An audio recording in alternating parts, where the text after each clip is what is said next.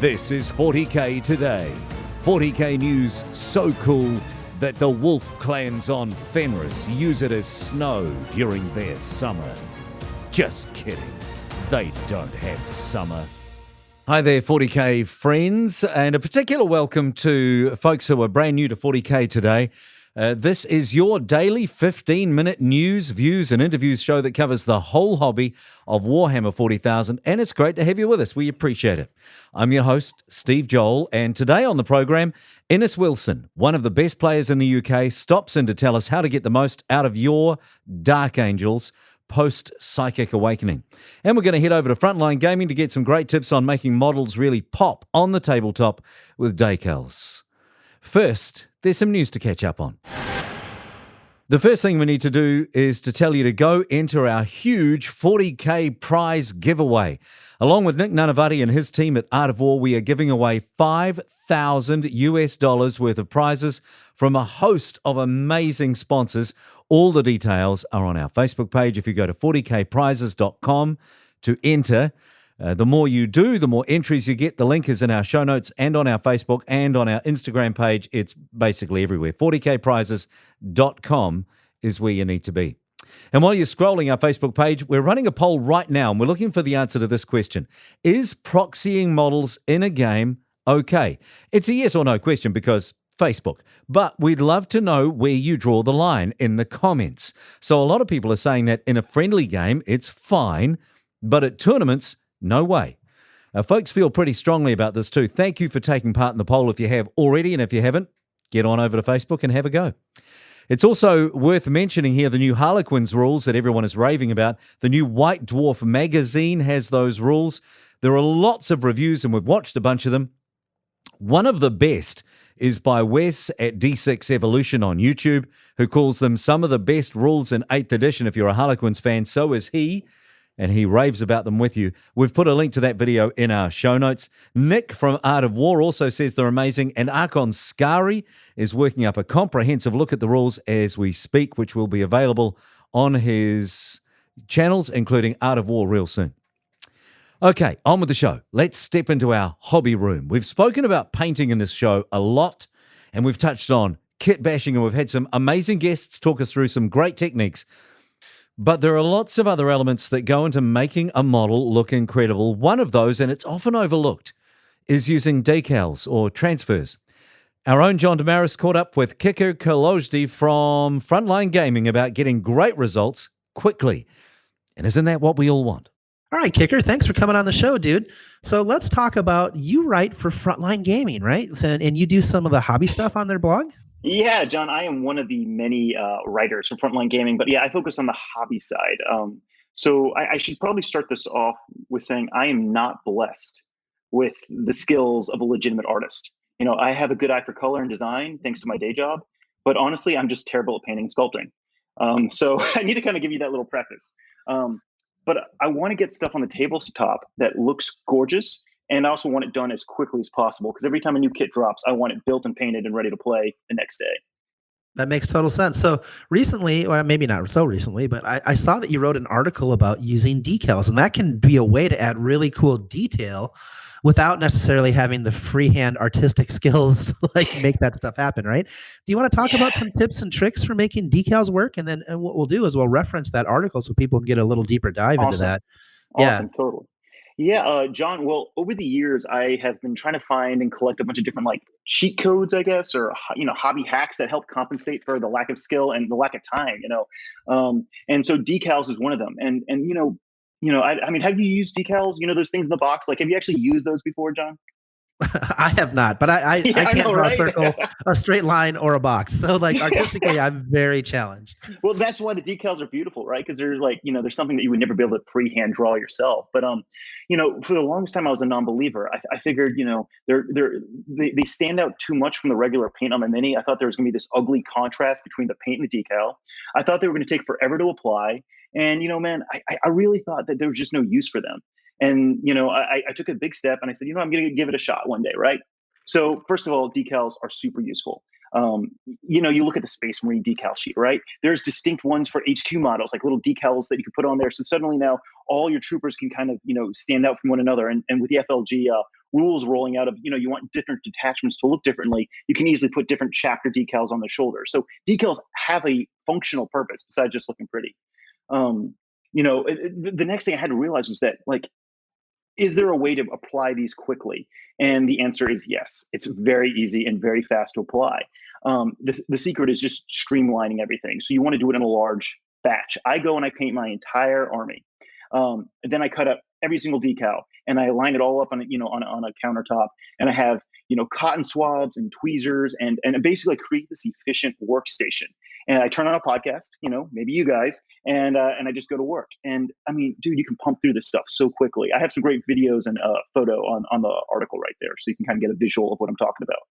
And we'll definitely link all of that in the show notes. Yeah, so cool. Because we definitely want people to because this is kind of a thing that conceptually we can explain on the podcast, right? But if people get to see it, experience it, like they can really put it to use and make it a tool in their arsenal to help them, get better results in a shorter amount of time, which is what we're all after. Let's be honest. And like, it's hard to explain how amazing decals can look, because that was the other thing, is like, decals, can I make them look good? And it's hard to explain it through this medium, but go to the website, go to the article, and you'll see that I talk about using microsol and microset. Like, that's the secret sauce here. There's a great little video I have on there that I link to, but basically this stuff just makes decals look better. Besides just using microsol and microset, I found little tricks like adding a wash after you apply the decal, adding a wash on top of the decal to go into all the crevices, and then even going with a dry brush on top to help give a slightly painted illusion, so the decal doesn't look so printed, but it looks almost painted. And then I add some battle damage as well that covers over part of the decal. So suddenly this decal really does blend into the whole model. Decals are a tool that more, hobbyists really need to start using. Right. And I mean, would you say that it's harder to use a smaller decal or a larger decal? I can see arguments for both, right? Yeah. But I know, like, if you're putting a decal on a knight, for example, is that more challenging than putting a decal on a shoulder pad? Yeah, dude, 100%. I mean, the bigger the decal, the more room there is for it to have, wrinkles in it, or you're covering a larger surface area. So the curvature of the model could affect how the decal lays flat. So that's actually one of the benefits of microsol and microset, is it dissolves the decal a little bit and allows it to form to the larger shape of the model. So like, I would never even dream of applying a large decal to a knight without the use of microsol, microset. Now, I did try in the beginning. I'm like, let me give it a shot. And it came out terrible, dude. You got these massive wrinkles there and part of the decal sticks up. So yeah, small decals, definitely easy to apply. Obviously on a flat surface, if possible, a flat, smooth surface if possible. Okay. So that's where you'd recommend people start, right? And then like anything, right? Practice will bring proficiency. Exactly, man. Exactly. And then this idea, like, you'll look back and you'll think, like, why did I not start doing this with, my first models? I'm actually going back now and adding decals to all my old stuff, because not only do they help compensate for my worst paint jobs back then, as I learned to get better now, but also, like, they make models just look so much better. A simple decal on the side of a tank makes that flat surface suddenly have some more personality. Right. It gives visual interest. Yeah, I think totally, is man. the term, right? All right. Totally. Well, thanks, Kicker. Really appreciate having you on, and we'll talk again soon. Definitely. That's Kicker from Frontline Gaming. Man, there are some great tips in that chat. The full link to his article, which includes all of that and much more, is in our show notes.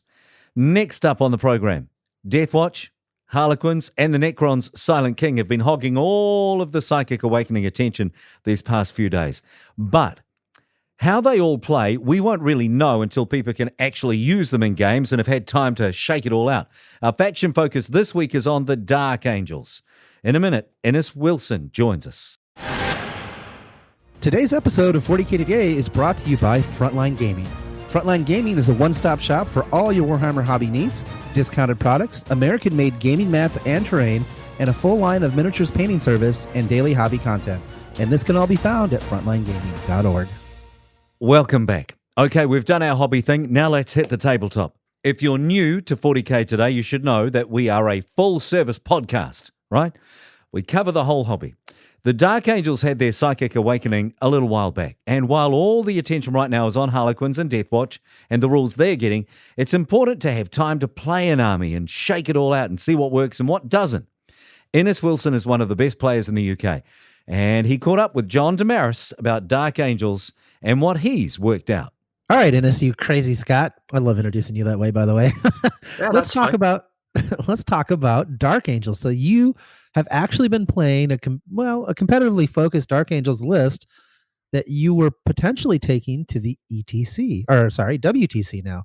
Let's talk about it and talk about kind of the things they got out of their Psychic Awakening. Yeah, so the list that I built was very broadly focused around using the powerful units in the Dark Angels Codex, which I kind of figured were Azrael with his 4-up invulnerable save aura. We've all seen how good it is with Feros having the 5-up. Why not just go one better? Take a 4-up.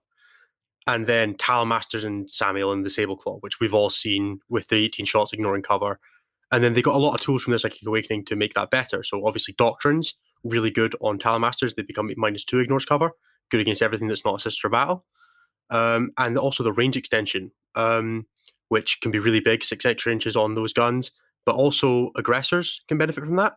So I was kind of looking at the sort of synergies that sit there. So Azrael's really good. They got litanies now. The Dark Angel specific litany is an aura of the Ultramarine Super Doctrine. So even if you move, you count as being stationary for infantry, which means that Oh, that's aggressors, really good with aggressors, right? aggressors move 5 inches, double tap in turn 1 with an extra 3 inches of range, which gives them a 26-inch threat range without having to advance for double shooting on turn 1, which, if you know anything about Dawn of War deployment, is only 24 inches apart. And that, Yeah, that's good. yeah, and then anything longer than that, you've got Talon Masters for. So we were looking at combining that with Azrael giving them all a 4-up invulnerable save. So now you've got a brick of aggressors. They're all very hard to kill.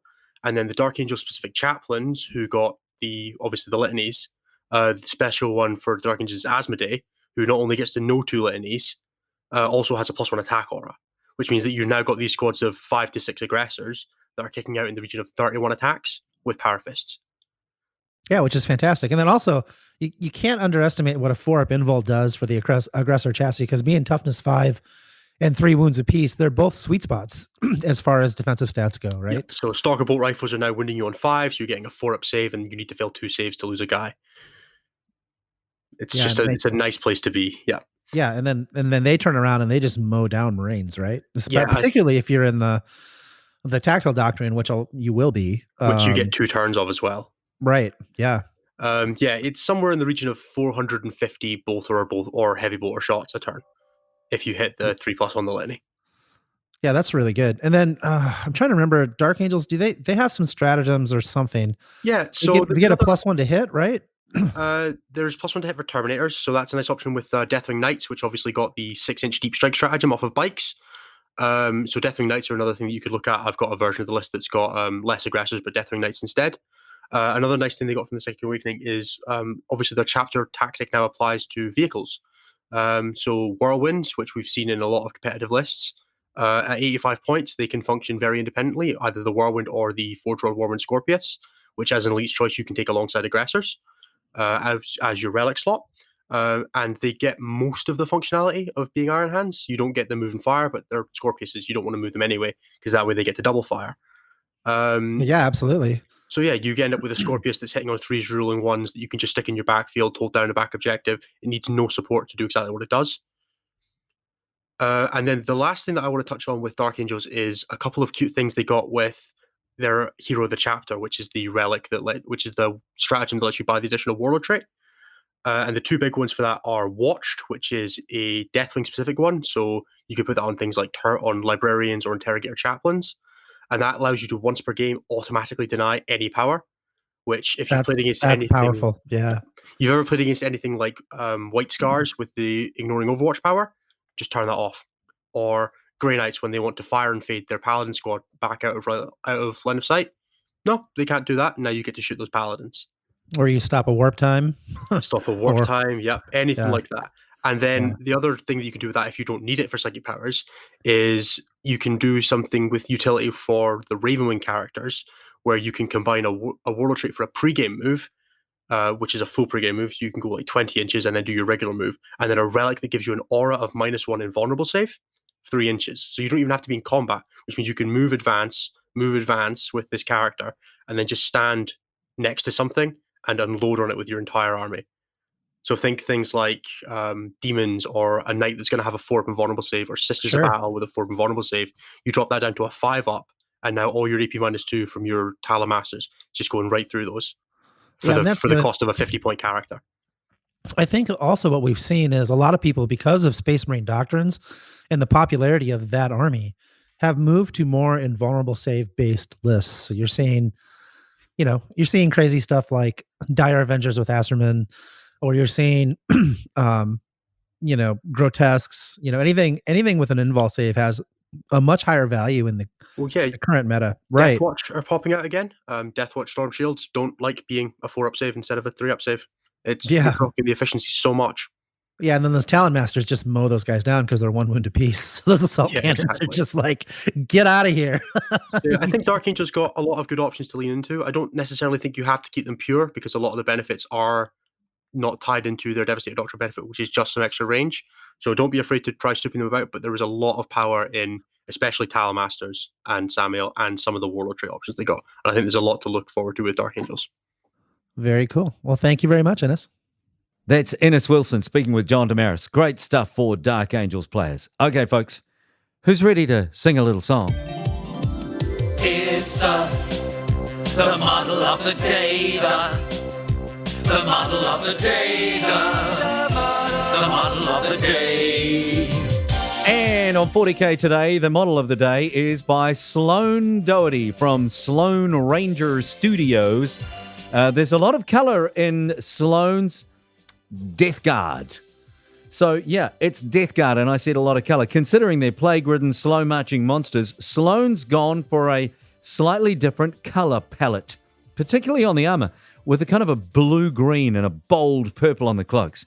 So Sloane says he had a vision of creating a scheme based off a memory he had as a child of a rusted light blue Chevy in his dad's yard. So there's just the right balance, I think, here between the cool, creative colors and the rusty disgustingness around the edges. He's a commission painter, and he's done some amazing work here. Absolutely worth checking out. See our show notes, our Facebook, our Instagram for the links and all of the pictures. Sloane Ranger Studios. You can check them out on Facebook and Instagram as well. And that's it for today. Thanks for joining us. Big thank you to our content producer, Alex Painter, our social media ace, Tanya Gates, and our technical producer, Seamus Ronan, for all of their work getting the program together again today.